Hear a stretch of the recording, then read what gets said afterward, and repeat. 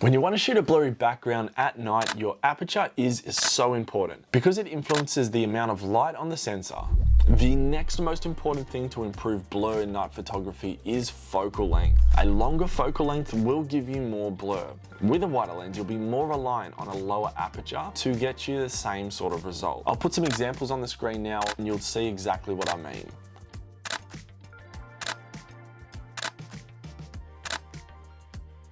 And that kind of leads into the secret sauce right here, composition.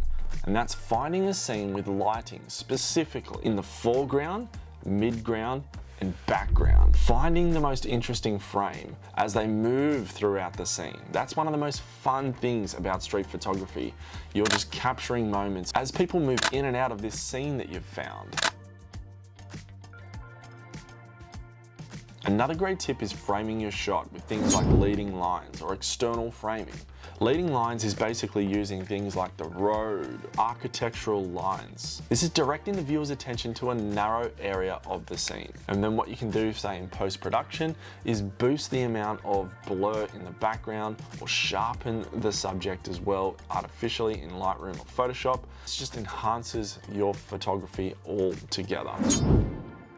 Interestingly, the aperture, otherwise known as f-stop, works kind of backwards. The lower the f-stop number, the more light that hits the sensor, the shallower your depth of field becomes, making it easier to blur your background. The higher the f-stop is, the less light that hits the sensor, but more of the image that's in focus. Great for wide landscapes and establishing shots or group photos, priority being that most of it is in focus. So to adjust this setting, just grab your camera.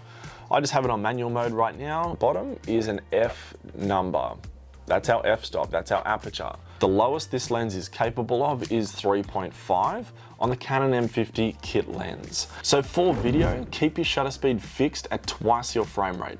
This is very important to keep natural looking motion blur. This is not an issue with photography. For handheld street photography of like say walking subjects, I'll float between 1/150 and 1/250, depending on the movement and the light in the scene.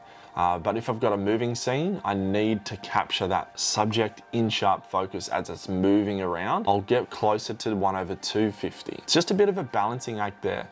And I'm usually floating ISO between like 1600 and 2000. Think of ISO as like an exposure slider. The more you boost it, the brighter the image gets, but the more detail is lost or the more noise that exists in your image. For a good camera like my Canon R5, I'll go to a max of 2000 and be confident that noise won't be an issue. So you get so much creative freedom when you're just combining some of these tools, these different framing and composition techniques will 100% improve your blurry background and your cinematic scenes at night. I also made another video on how to get a blurry background on a Canon M50, so feel free to check those out here. If you're new to this channel, my name's Dan and I make photo and video tutorials for those wanting to take their creator game to the next level as quickly as possible. Subscribe for more of that and I'll see you next time.